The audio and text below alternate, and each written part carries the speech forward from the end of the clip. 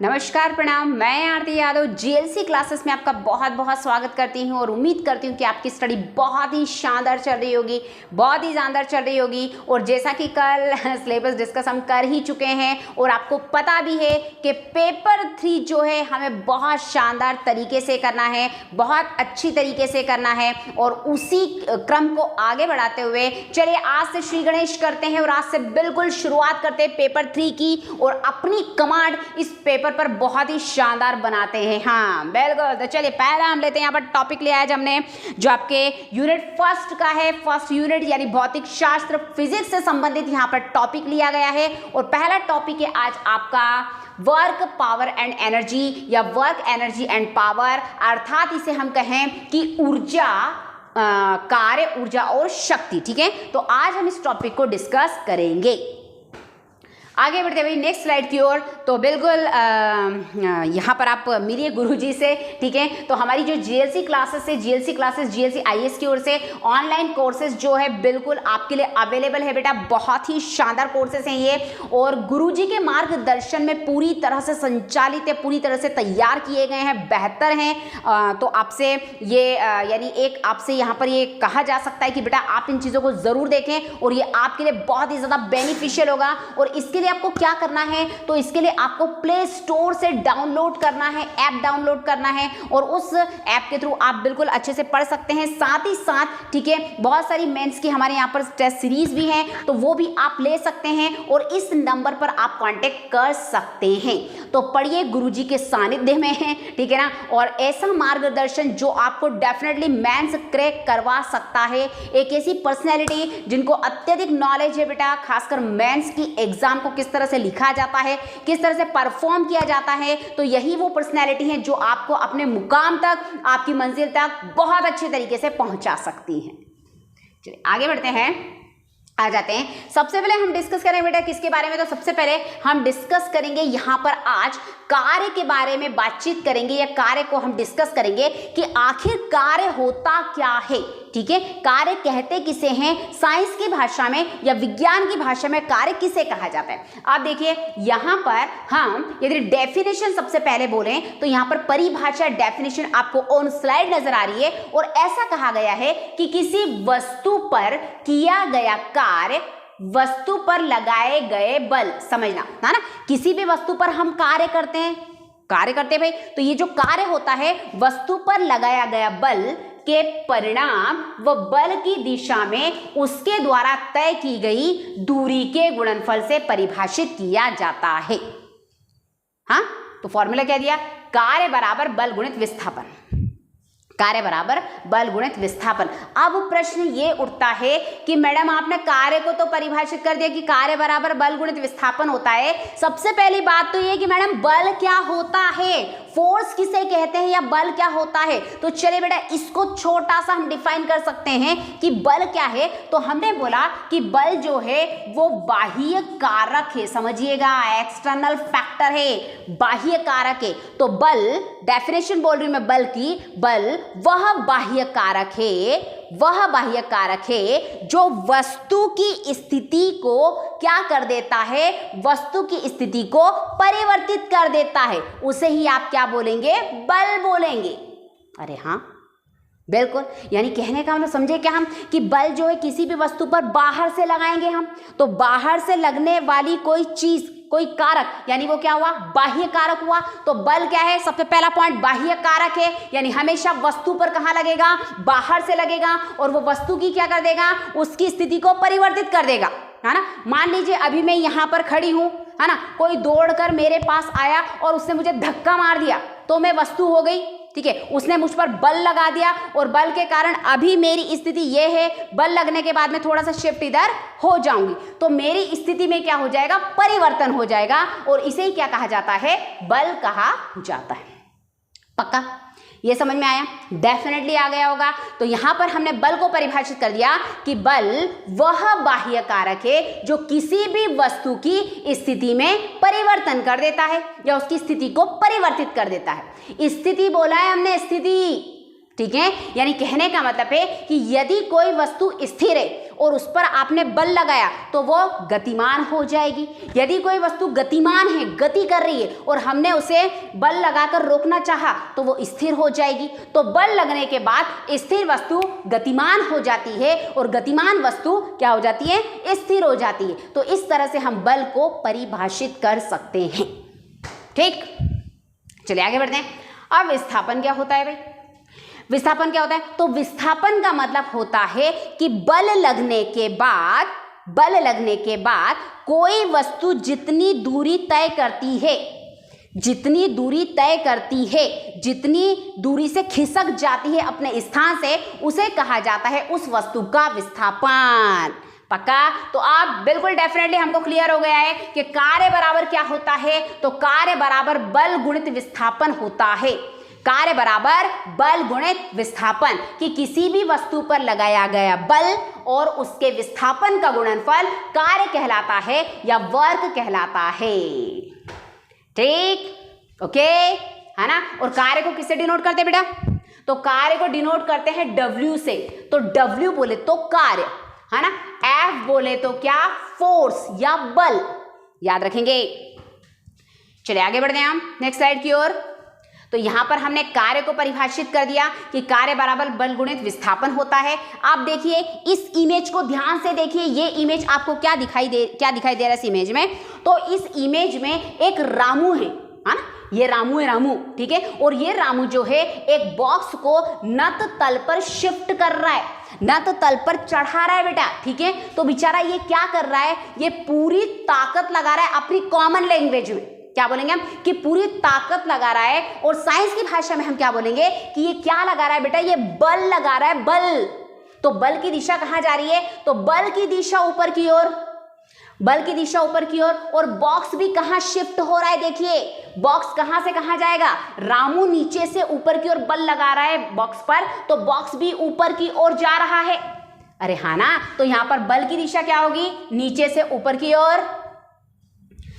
बल की दिशा क्या होगी? नीचे से ऊपर की ओर। यानी कहने का मतलब है कि आपका जो भी बॉक्स पहुंच रहा है नीचे से ऊपर की ओर, विस्थापन भी उसी दिशा में हो रहा है। यानी यहां पर रामू क्या कर रहा है? रामू यहां पर कार्य कर रहा है। अरे हाँ ना, बोलेंगे ना हम, क्योंकि रामू बल लगा रहा है किस पर? बॉक्स पर। और बॉक्स उसी दिशा में आगे बढ़ रहा है, यानी विस्थापन उसमें हो रहा है ना? तो ये क्या होगा? रामू के द्वारा किया गया कार्य। और ये कौन है? तो ये रामू है, रामू ने कार्य किया। आगे बढ़े, चलिए आगे बढ़ते नेक्स्ट। अब देखिए, अब यहां पर दिया है भाई कार्य का मात्रक, ठीक है। अब कोई सी भी भौतिक राशियां होती हैं तो उनके क्या होते हैं? मात्रक होते हैं। तो यहां पर कार्य का भी मात्रक होगा। आइए, तो कार्य का मात्रक न्यूटन मीटर होता है। क्या होता है? न्यूटन मीटर होता है। बोले मैडम कैसे? तो देखो बेटा, न्यूटन मीटर कैसे? तो हमने पढ़ा है कार्य बराबर क्या पढ़ा है? कार्य बराबर, इसको मैं ब्लैक कर लेती हूं, कार्य बराबर बल गुणित विस्थापन डिस्प्लेसमेंट। ये हम लोगों ने पढ़ा है। तो देखो बेटा, बल का मात्रक होता है न्यूटन, बल का मात्रक होता है न्यूटन। बल को किसमें मापा जाता है? तो बल को न्यूटन में मापा जाता है। और न्यूटन जो है बल का ऐसा मात्रक है, यानी ऐसा मात्रक जो सर्वमान्य है। तो बल को किसमें मापा जाता है? न्यूटन में मापा जाता है। और विस्थापन क्या है? विस्थापन यानी दूरी। तो दूरी को किसमें नापेंगे आप? मीटर में नापेंगे। तो ये देखिए कार्य का मात्रक आ गया, ठीक। तो कार्य का मात्रक क्या होगा? न्यूटन इंटू मीटर या न्यूटन मीटर। क्लियर? अथवा जूल होता है, पक्का? या तो न्यूटन मीटर होता है या फिर जूल। यानी एक न्यूटन मीटर को ही क्या बोलेंगे? जूल बोलेंगे, जूल। याद रखिएगा। आइए डेफिनेशन दे देते हैं। तो कार्य के दो मात्रक कौन कौन से? न्यूटन मीटर और जूल, न्यूटन मीटर और जूल, पक्का। अब जूल को हम परिभाषित करते हैं। अब एक जूल कार्य का मतलब क्या? तो एक जूल कार्य का मतलब होता है जब किसी वस्तु पर 1 न्यूटन का आपने बल लगाया, किसी वस्तु पर 1 न्यूटन का बल लगाया और वो वस्तु बल की दिशा में 1 मीटर खसक जाए, अरे बल की दिशा में 1 मीटर शिफ्ट हो जाए, तो किया गया कार्य, ठीक, तो उस कार्य को क्या बोलेंगे आप, 1 जूल का कार्य। अरे क्लियर हो गया हमें, बिल्कुल इजी है, सिंपल है। किसी वस्तु पर बल लगाया, बल कितना लगाया 1 न्यूटन, और 1 न्यूटन बल लगाने के बाद वस्तु कितना विस्थापित हुई, तो 1 मीटर विस्थापित हुई, तो किया गया कार्य कितना होगा 1 जूल। पक्का याद हो गया हमें भाई, ऐसे ही याद करना है, मेंस में अच्छे मार्क्स लेकर आने हैं हमें, बेहतर से बेहतर करना है हमें, ठीक है ना। तो 1 जूल ये 3 नंबर में आ सकता है बेटा, 3 मार्कर क्वेश्चन हो सकता है ये। 1 जूल को परिभाषित कीजिए, तो 1 जूल कार्य क्या होता है, किसी वस्तु पर 1 न्यूटन का बल लगाने पर वस्तु का विस्थापन जब 1 मीटर हो जाता है तो किया गया कार्य क्या होता है 1 जूल होता है। चलिए आगे बढ़ते हैं, अब हम आगे बढ़ते हैं। चलिए अब कुछ और फीचर्स यहाँ पर कार्य के, कुछ और गुण यहाँ पर दिए गए हैं कि कार्य क्या है भाई, तो कार्य एक प्रकार की ऊर्जा है। बिल्कुल, कार्य क्या है, ऊर्जा है। साथ ही साथ कार्य एक अदिश राशि है, स्केलर क्वांटिटी, ठीक है। तो क्या है ये, अदिश राशि है। और अदिश राशियां क्या होती हैं बेटा, तो अदिश राशियां वे भौतिक राशियां होती हैं जिन्हें परिमाण की तो आवश्यकता होती है प्रदर्शित करने के लिए, लेकिन दिशा की आवश्यकता नहीं होती है। दिशा की आवश्यकता नहीं होती है, वो कहलाता है क्या, कार्य, वो कहलाती है अदिश राशि। तो अदिश राशि का मतलब समझ में आया।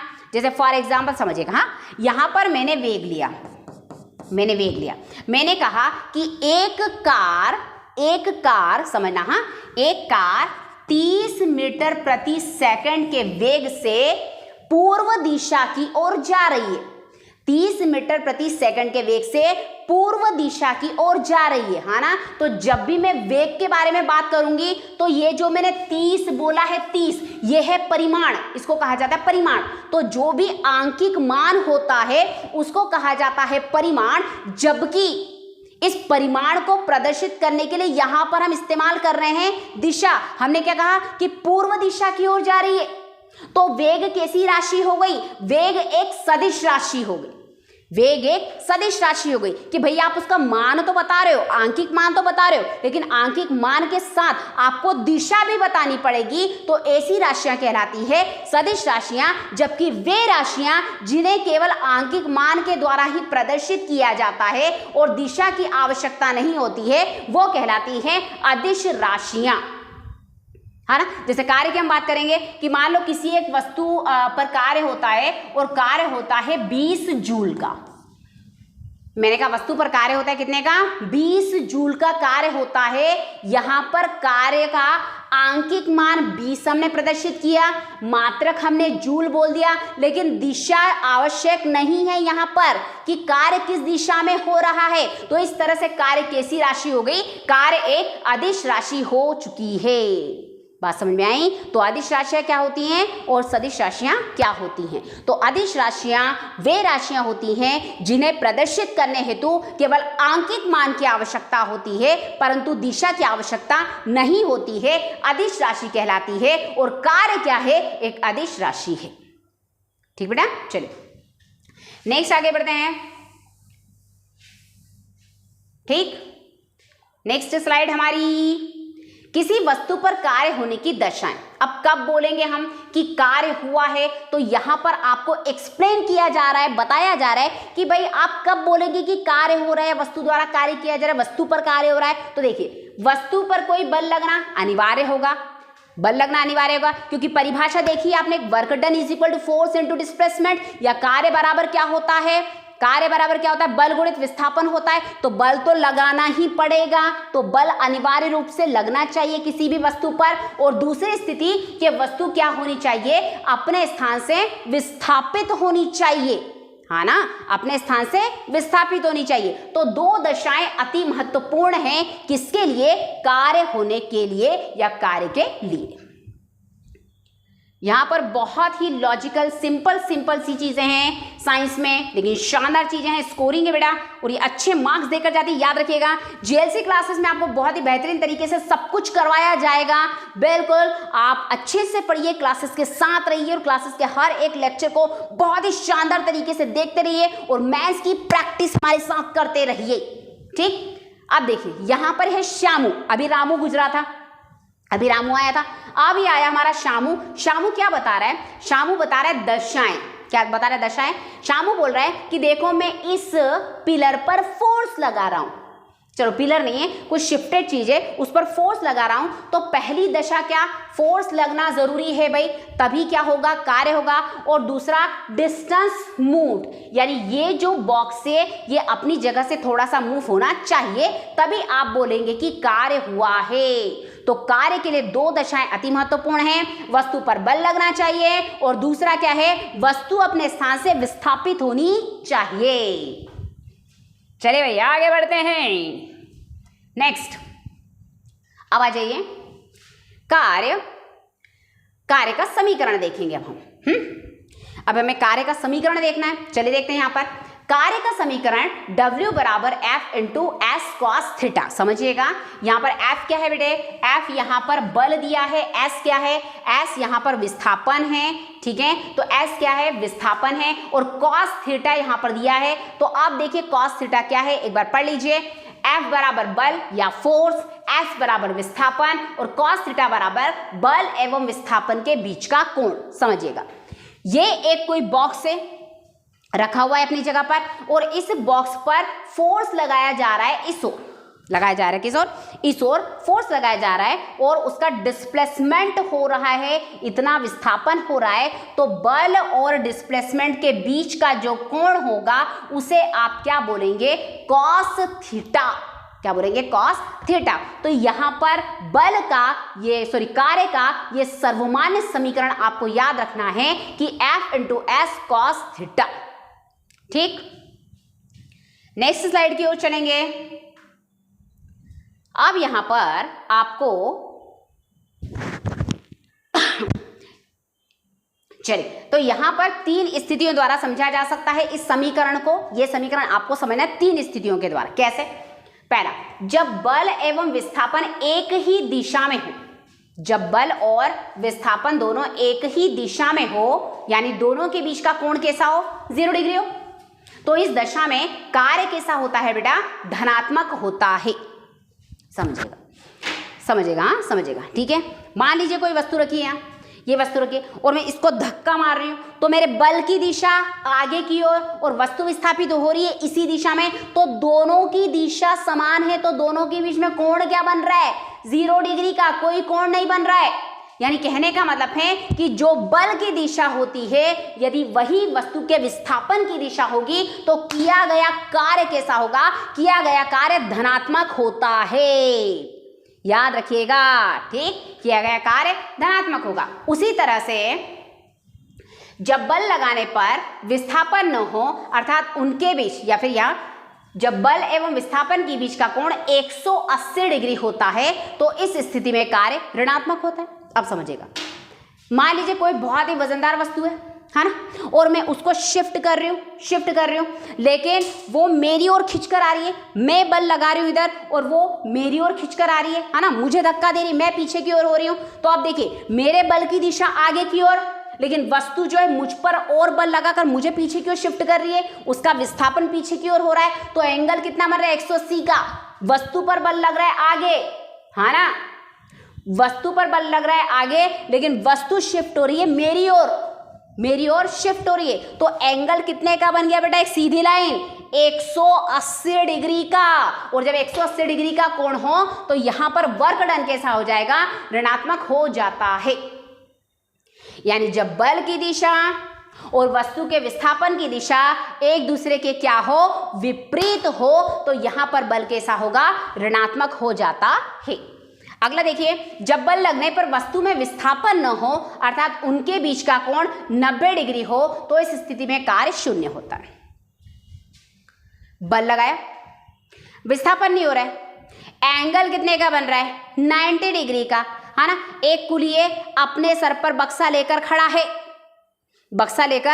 है, ठीक है, ये भी हो सकता है, या आप बैग लेकर खड़े हो, 90 डिग्री का एंगल, तो यहां पर क्या हो जाएगा, यहां पर वर्क डन कैसा हो जाएगा, शून्य हो जाएगा। आगे आपको यहां पर इमेजेस में एक्सप्लेन किया गया है, जरा यहां पर देखिएगा, ये तीनों इमेज में आपको बिल्कुल क्लियर हो जाएगा कि किस तरह से वर्क डन पॉजिटिव होगा, निगेटिव होगा और क्या होगा, 0 होगा। फर्स्ट वाली इमेज में देखिए, फर्स्ट वाली इमेज में देखिए, ठीक है, यहां पर क्या हो रहा है, यहां पर क्या हो रहा है, यहां पर इस मोटर को चलाया जा रहा है ना, जैसे घास काटने की मशीन आती उसको चलाया जा रहा है, तो फोर्स कहां पर लग रहा है, इस ओर, इस मोटर पर नीचे की ओर लग रहा है, जबकि मोटर कहां शिफ्ट हो रही है, मोटर आगे की ओर शिफ्ट हो रही है, बल लग रहा है ऐसा, मोटर शिफ्ट हो रही है आगे की ओर, तो उन दोनों के बीच में एंगल बन रहा है जिसको आपने क्या बोला, FD cos थीटा। अरे बिल्कुल ठीक। यहां पर आइए, यहां पर एक व्यक्ति खड़ा हुआ है, समझिएगा, एक व्यक्ति बैग लेकर खड़ा हुआ है, पक्का फोर्स लग रहा है ऊपर की ओर। अरे भाई बैग को पकड़ कर रखा हुआ है तो फोर्स लगेगा ना, टेंशन लगेगा, टेंशन हाथ में, हाथ की नसों में खिंचाव होगा और वही खिंचाव तो बल होगा, ठीक है। तो ब्रीफ केस को पकड़ा हुआ है और हाथ की नसों में खिंचाव हो रहा है, यानी बल लगेगा ऊपर की ओर, बल लगेगा ऊपर की ओर, लेकिन विस्थापन नहीं हो रहा है, कोई विस्थापन नहीं हो रहा है, बल ऊपर की ओर लग रहा है, विस्थापन नहीं हो रहा है यहां पर, तो वर्क डन कैसा होगा, 180 डिग्री का एंगल बन रहा है यहां पर, ठीक है, निगेटिव होगा। वहीं यहां पर देखिए एक व्यक्ति अपना ब्रीफकेस लेकर चल रहा है, ठीक है, फोर्स लगेगा बिल्कुल, हाथ में ब्रीफकेस उठाए हुए है तो हाथों की नसों में खिंचाव ऊपर की ओर होगा, तो बल लगेगा ऊपर की ओर और विस्थापन हो रहा है इस दिशा में, इसका इस दिशा में विस्थापन हो रहा है। एंगल कितने का बन रहा है भाई, एंगल 90 डिग्री का बन रहा है, तो W बराबर FD cos थीटा से पता है आपको, F into D cos theta या S cos थीटा, तो cos 90 डिग्री आ जाएगा यहाँ पर, और cos 90 डिग्री का मतलब क्या होता है, cos 90 बराबर 0, cos 90 बराबर 0, यानी यहाँ पर D इंटू 0, तो वर्क डन क्या हो जाएगा, पूरी तरह से 0, कोई कार्य नहीं करता है, कुली जो है लेकर चल रहा है प्लेटफॉर्म पर एक ब्रीफकेस, कोई कार्य नहीं कर रहा है, हाँ ना, बात समझ में आई। और थर्ड वाली कैटेगरी यहां पर देखिए, इस ब्रीफकेस को इस तरह से लेडर पर उठा रहे हैं या फिर इस पुली से नीचे की ओर जब भी आ रहा है तो किया गया कार्य कुछ इस तरह से होगा। तो इन तीन कंडीशन के द्वारा हम किया गया कार्य या कार्य को एक्सप्लेन कर सकते हैं कि कार्य धनात्मक कब होगा, ऋणात्मक कब होगा और शून्य कब होता है, ठीक है। तो धनात्मक कब होगा, जब वस्तु की दिशा में ही बल भी लगे और विस्थापन भी वस्तु का बल की दिशा में ही हो तो कार्य होगा धनात्मक, ठीक। जब बल तो लग रहा है एक ओर लेकिन वस्तु विस्थापित हो रही है दूसरी ओर तो किया गया कार्य क्या होगा, ऋणात्मक, ठीक। लेकिन जब बल लग रहा है ऐसा, ठीक है, और विस्थापन के साथ एंगल बन रहा है 90 डिग्री का, तो बल किया गया कार्य क्या होगा, शून्य। अरे हाँ, ओके, आगे बढ़ते हैं। चल देखिए, अब यहां पर धनात्मक कार्य, ऋणात्मक कार्य ये दे दिया आपको। ऋणात्मक कार्य जब बल वस्तु के विस्थापन की दिशा के विपरीत दिशा में लग रहा हो, जो हमने डिस्कस किया अभी वही चीजें हैं, विपरीत दिशा में लग रहा हो तो दोनों दिशाओं के बीच का कोण 180 डिग्री होता है। इस स्थिति में कार्य का परिमाण धनात्मक नहीं होता है, इस स्थिति में कार्य का परिणाम ऋणात्मक होता है, ठीक है। तो जब 180 डिग्री का कोण बनेगा तो कार्य कैसा होगा बेटा, ऋणात्मक होता है, ऋणात्मक। अभी डिस्कस किया हमने कि किसी वस्तु पर बल लग रहा है इस ओर लेकिन वस्तु विस्थापित हो रही है इस ओर, तो दोनों के बीच का एंगल 180 डिग्री, तो किया गया कार्य ऋणात्मक, बिल्कुल याद हो गया आपको। अब चलिए, धनात्मक कार्य क्या है, जब बल वस्तु के विस्थापन की दिशा में ही लगता है तो किया गया कार्य धनात्मक होता है। ये भी पढ़ा भी आप लोगों ने, क्लियर क्लियर क्लियर क्लियर, बिल्कुल। ये देखिए, इस इमेज से आपको बहुत अच्छे से समझ में आ सकता है, बिल्कुल समझ में आएगा इस इमेज से। देखो बेटा, यहाँ पर एक बॉक्स है ना, फोर्स लग रहा है इस ओर फोर्स लग रहा है और वस्तु का डिस्प्लेसमेंट हो गया यहाँ, ये वाला बॉक्स उठकर यहाँ से यहाँ आ गया, पक्का। तो डिस्प्लेसमेंट भी इस डायरेक्शन में हुआ, फोर्स भी इस डायरेक्शन में लग रहा है, यानी ऊपर वाली इमेज का वर्क डन कैसा है या कार्य कैसा है, तो ये धनात्मक कार्य का उदाहरण है ऊपर वाला, ठीक है। नीचे आइए, देखिए F नेट लग रहा है इस ओर, फोर्स लग रहा है इस ओर, ठीक है, लेकिन बॉक्स खींचकर जा रहा है इस ओर, डिस्प्लेसमेंट उसका हो रहा है इस ओर, फोर्स लग रहा है उस ओर, 180 डिग्री का कोण है दोनों के बीच, ये देखिए 180 डिग्री, तो किया गया कार्य कैसा है, निगेटिव वर्क या ऋणात्मक कार्य,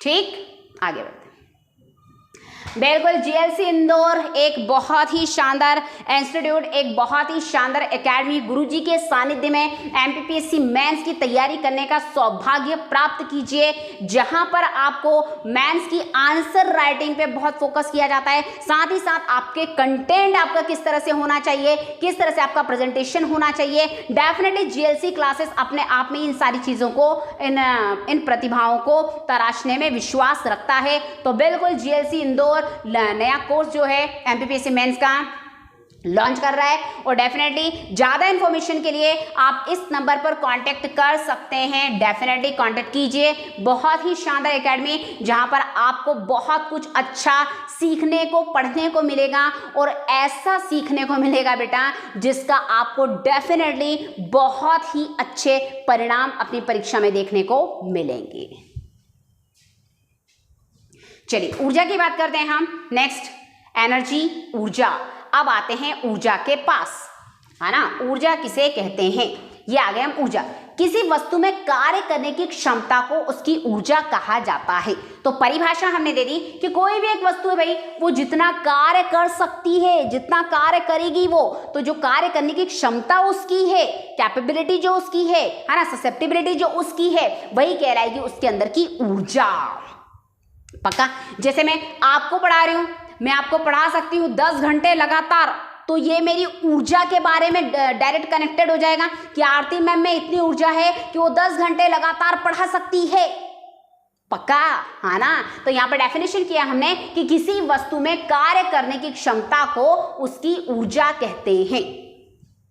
जो वस्तु कार्य करती है उसमें ऊर्जा की हानि होती है। डेफिनेटली मैं आपको अभी पढ़ा रही हूँ, मेरी एनर्जी क्या होगी, धीरे धीरे खत्म होगी, फिर मुझे भूख लगेगी बेटा, है ना, फिर मैं खाना खाऊंगी, फिर मैं एनर्जाइज हो जाऊंगी। अरे कहने का मतलब यही है। तो जब कोई वस्तु कार्य करती है तो उसकी ऊर्जा का ह्रास होता है, उसकी ऊर्जा में कमी आती है, और जिस वस्तु पर कार्य किया जाता है उसमें ऊर्जा की वृद्धि होती है।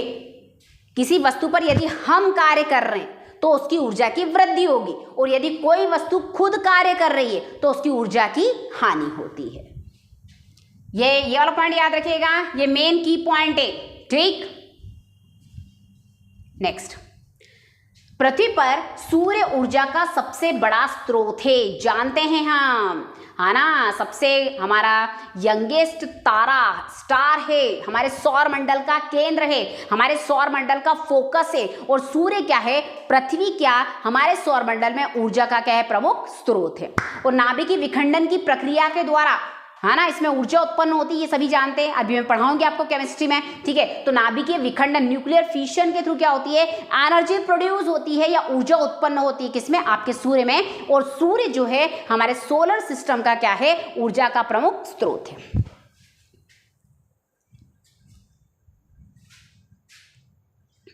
हमारे दैनिक जीवन में बहुत सी वस्तुएं कार्य करती रहती हैं जिनमें ऊर्जा संचित रहती है। संचित ऊर्जा का उपयोग कर वस्तुएं कार्य करती हैं। अब उदाहरण देखते हैं हम इसके, आइए।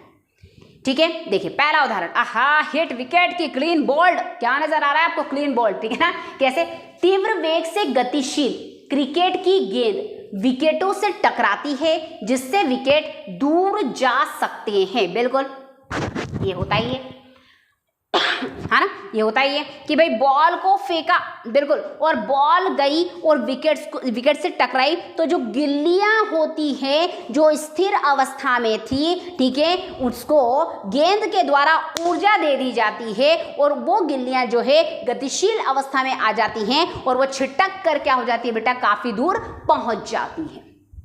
तो डेफिनेटली ये एक एग्जाम्पल हो सकता है, बहुत अच्छा एग्जाम्पल है ये। आगे बढ़िए, इमेज देखिए कितनी शानदार लगाई है भैया ने, विजय भैया ने। अगला है, ऊंचाई तक उठाया गया हथौड़ा जो कील को लकड़ी में ठोक देता है।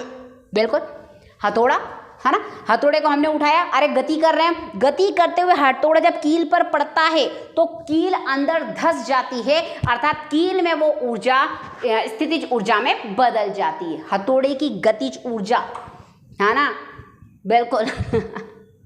चलिए आगे बढ़े हम।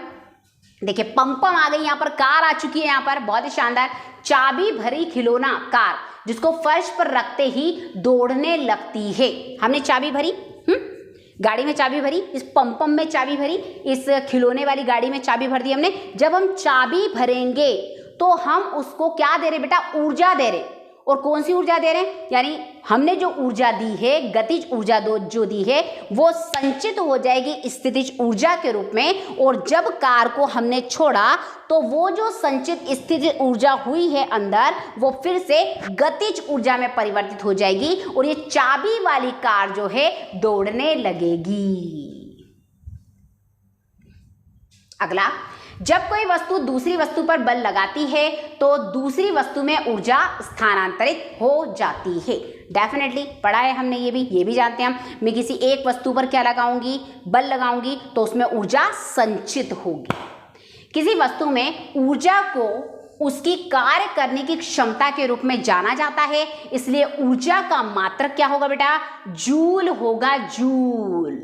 अभी एक और पढ़ाया आप लोगों ने, भौतिक राशि। क्या पढ़ी है एक भौतिक राशि, अरे एक भौतिक राशि आपने पढ़ी कार्य, तो कार्य का मात्रक भी जूल होता है। और हमने पढ़ा कि कार्य क्या है, कार्य ऊर्जा का ही एक रूप है, पक्का। तो कार्य का मात्रक भी जूल होता है और ऊर्जा का मात्रक भी जूल होता है, ठीक। तो ऊर्जा का मात्रक भी जूल होता है। आगे बढ़ते हैं हम, अब आ जाइए। अब ऊर्जा का व्यावसायिक मात्रक, व्यावसायिक मात्रक कहाँ इस्तेमाल करते हैं भाई इसका, तो याद कीजिए अपने घरों का जो इलेक्ट्रिसिटी का बिल आता है, तो इलेक्ट्रिसिटी के बिल में जो आप यूनिट देखते हो, है ना, जो खर्च देखते हो, खपत देखते हो, तो खपत की जो इकाई होती है वो किलोवाट घंटा होती है बेटा। ये इकाई होती है किलोवाट घंटा। तो व्यावसायिक मात्रक, ऊर्जा का व्यावसायिक मात्रक क्या है, किलोवाट घंटा है या किलोवाट आवर है। याद रखिएगा, इंपॉर्टेंट है, क्योंकि वाट के आने से कभी कभी बच्चों को कंफ्यूजन होता है कि ये तो शक्ति का मात्रक है। नहीं, वाट शक्ति का मात्रक है, लेकिन किलोवाट घंटा जो है वो ऊर्जा का मात्रक है। That is the basic difference, अंतर है, ठीक। किलोवाट घंटा किसका उदाहरण है, किसका मात्रक है, ऊर्जा का, और वाट किसका मात्रक है, शक्ति का। चलिए, 1 किलोवाट घंटा, आइए इसको डिफाइन कर लेते हैं हम। जब 1 किलोवाट ऊर्जा की मात्रा को 1 घंटे तक उपयोग करने में व्यय होती है तो उसे 1 किलोवाट घंटा कहा जाता है। सिंपल, 1 किलोवाट की एनर्जी है ना, 1 किलोवाट की ऊर्जा है। जब ये ऊर्जा 1 घंटे तक व्यय होगी तो इसे आप क्या बोलेंगे, इसे आप बोलेंगे 1 किलोवाट घंटा। अर्थात अब यहाँ फॉर्मूला वाइज देख लीजिए, 1 किलोवाट घंटा बराबर 1000 गुणे 3600 जूल, 1000 गुणे 3600 जूल। अर्थात यहां पर इतना हो जाएगा बेटा, या फिर सिंपल सा 3.6 into 10 to the power 6 joule, 3.6 into 10 to the power 6 joule. ठीक ठीक, आज के लिए इतना ही, है ना। कल फिर मिलते हैं और इसको आगे कंटिन्यू करेंगे हम। तब तक के लिए ऑल द बेस्ट, बने रहिए जीएलसी क्लासेस के साथ और रेगुलर पढ़ते रहिए। जय हिंद।